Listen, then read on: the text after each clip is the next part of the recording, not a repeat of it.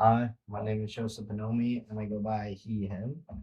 I'm from Nassau County, New York, around this kind of. Um, I've not seen or done any live theater, but I was in the wind ensemble with my band where I played trombone, baritone, and French horn, and I did marching band.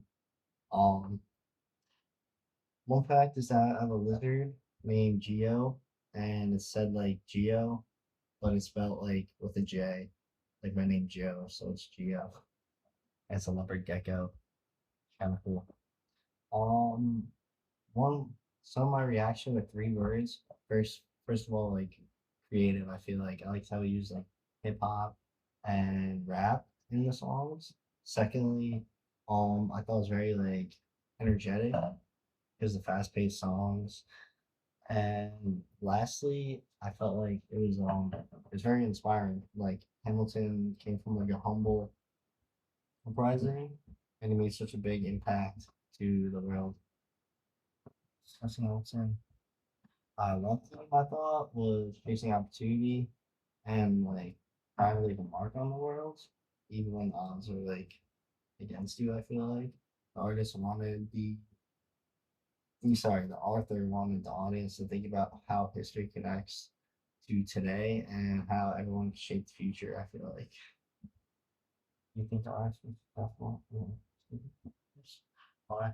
Yeah, I thought the author was successful at achieving this purpose because he made the story feel like alive and like relatable, kind of. Like even if you don't know much about Hamilton, the show makes you like care about the characters and the like bigger ideas behind their like struggles. I feel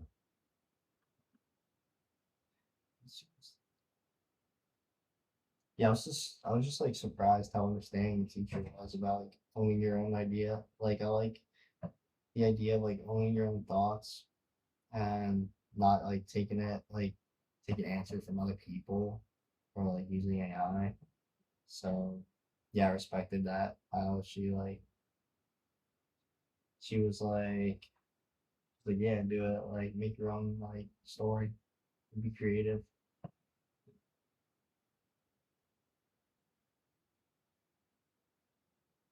Oh yeah, one new idea is not using so many like white people plays in class and how the teachers trying to like diversify it.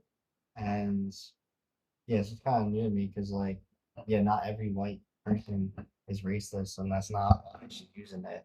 Like a lot of white people did come up with great ideas, but also like some of the unknown people and like more minorities ideas were not as like shown to the public or not like as popular. So yeah, like how like we're learning about smaller names, get more clout, learning more about them. Uh, One issue is I feel like right now, since it's been dominated by like white creators, I think it's important to be more diverse and have more diverse stories and voices brought forward. Oh, I understand. Oh yeah, one issue that stood out to me was that black characters like playing like white character. Like let me explain. So like how like in Hamilton, like a black character played like George Washington.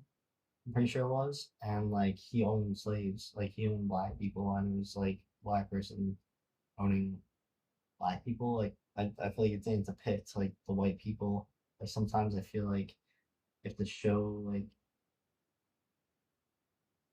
like don't like make it up, like show like how it was back then, kind of. And yeah, that makes sense to me. Okay, so about the five current event articles, um, and the main points.